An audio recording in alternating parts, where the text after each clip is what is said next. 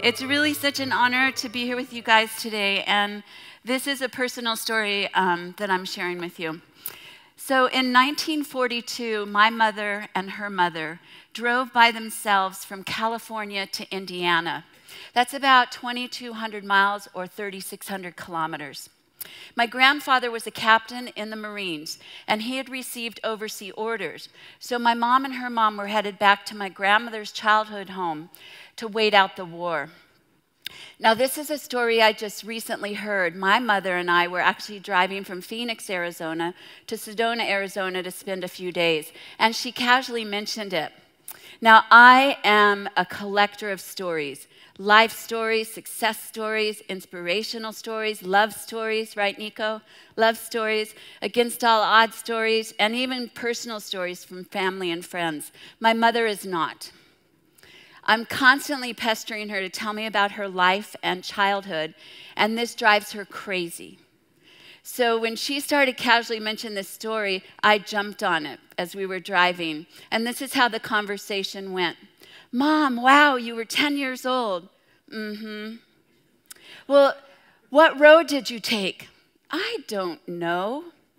Well, what kind of car were you driving? A red convertible. Well, what make and model was it? I don't know. Well, do you have a picture of it? Ugh, we didn't take pictures of our cars back then. So I'm thinking quickly now on these other details that I need to get from her, and maybe ones I can fill in the blanks later. I know she's going to lose interest and at some point get frustrated with my curiosity.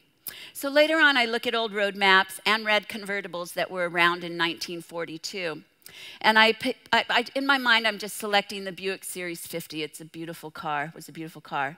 And the only well-paved road that actually went most of the way from California to Indiana was Route 66. Right? And because Route 60, is that you, Deborah, that said absolutely? Oh, Sally, yeah. And because Route 66 was used for military transport, there were attempts to keep it in good shape. So I began to piece this story together in my mind. I can see the car. I can see my grandmother with her bright red lipstick and fashionable designer scarf protecting her coiffed hair from the wind. My young mother staring off into the horizon as the car drops out of the California mountain range and tips its heavy red metal nose towards the awaiting deserts and beyond. Can you see it? Okay, good. So this is a story I most likely would have never heard if I had not made the decision to resign from my executive position with Massage Envy Franchising and take a year off to spend with my aging mother. As Giselle said, I have 25 years invested in massage and spa, and the last 10, I was part of a leadership team that took a small company into an industry leader in less than a decade. I was at the top of my game in position and monetarily.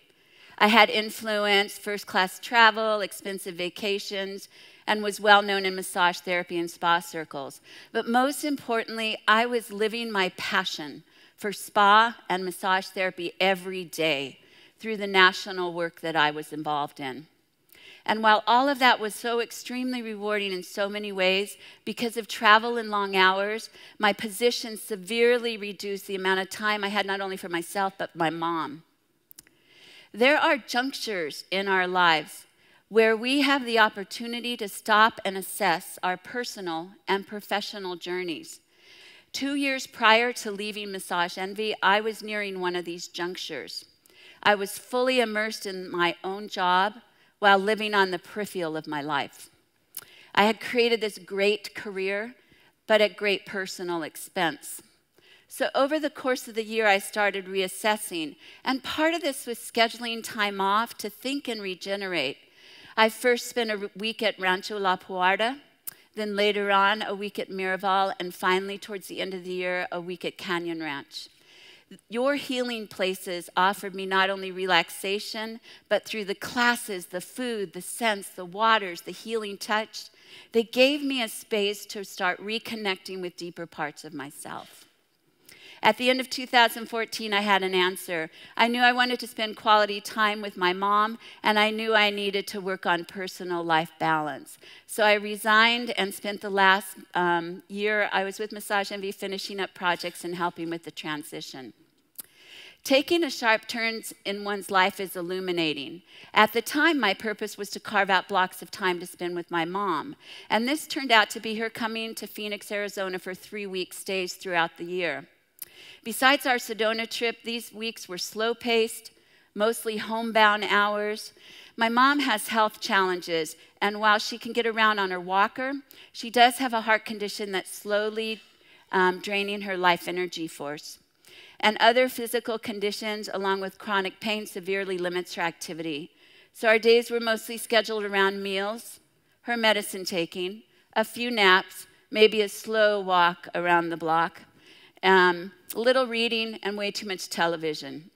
While these visits were precious, and of course I wouldn't trade them for the world, they did force me to slow down to a snail's pace. Now, for those of you who know me out there, slow is not my normal mode of operation, right? I'm lively, I'm action-oriented, I'm energetic, and I tend to move through life at warp speed. I just didn't realize how untethered to the planet I had become until I actually came to an almost stop.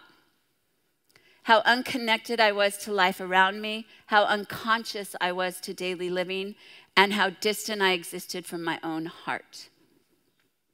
So I'm relearning presence and leisure, gazing at the stars, listening to the birds, having lunch with a friend, chatting with the neighbor, visiting with family, scheduled yoga and Pilates. Wow, 4 or 5 times a week, it's awesome. I'm also learning that I can be my lively self and still carve out some time for regeneration.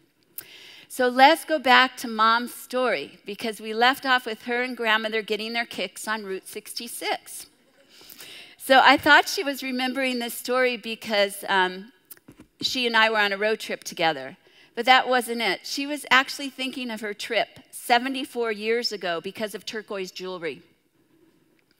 When they were traveling down Route 66 in 1942, my mom noticed Native Americans selling jewelry on the sides of the road. And they stopped at one, and she remembers looking at all the beautiful designs, but she doesn't remember why she didn't buy anything. Maybe she couldn't decide, or maybe her mother wouldn't let her. But since that trip, 74 years ago, as my mother grew up, got married, became a mother, raised a family, traveled the U.S. with my dad, cared for and lost a husband, and even now in her later years, my mother has coveted turquoise jewelry. She told me every time she sees someone wearing jewelry, turquoise jewelry, she wished she had a few pieces, and she thinks of that trip 74 years prior. I said, hey, Mom, it's your lucky day. We're in Sedona, Arizona. There is no lack of turquoise jewelry in this town. So we had left the hotel and drove up Oak Creek Canyon and stopped at a Native American marketplace. There were about 20 tables full of turquoise and silver jewelry, and that woman looked at every single table. We were there about 2 hours, and she bought a necklace, a ring, and a bracelet. It took 74 years, but my mother finally fulfilled her heart's desire.